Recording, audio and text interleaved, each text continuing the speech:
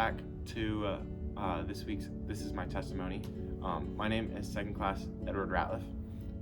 And if you hadn't gotten the chance to watch my recent E10 on humbling yourself, check it out over here. So today I'm going to be talking about sometime in this recent past that I got humbled. So as you can tell by these ODUs, I got restricted. And when I originally got restricted, I really thought that this was like the end of the world. I was like, I don't want to hold this restriction. I don't want people to look at me as the guy who got restricted. I feel like I'm better than that. I feel like I don't deserve to be restricted. I feel like I shouldn't be restricted. Like, this is so stupid. And these were just like all thoughts that I thought. And even continuing into like the first couple of days of the restriction, I didn't really want to go to the wardroom to eat after like for dinner and stuff, because I knew that I was going to have to wear the uniform of the day, and I just didn't want people to see me as the person who got restricted.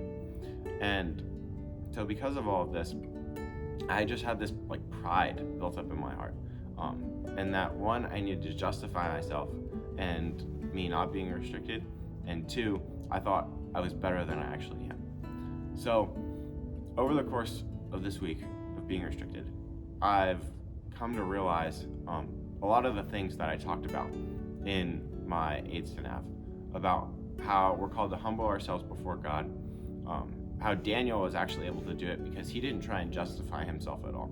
He didn't try to say like, oh no, I shouldn't do this. He wasn't mad at the people who created the law. He wasn't mad at King Darius. He wasn't mad at God at all, but he simply trusted God, and through that, he was able to actually show a lot of people who God was, and show God's faithfulness, and show God's power too in closing the mouths of all the lions. So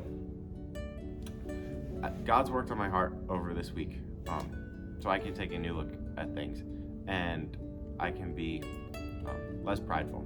And because of that, I've actually been able to do a lot of things that normally I wouldn't do. So for example, I was able to take someone's duty on a Saturday, normally when I would just be going out. Or I've been able to hang out with other people who've been restricted and talk to them. And like we can check in on each other and hold them accountable.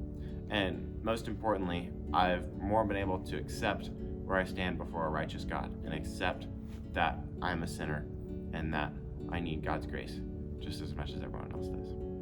Thank you for listening to this testimony, and we'll see you next time.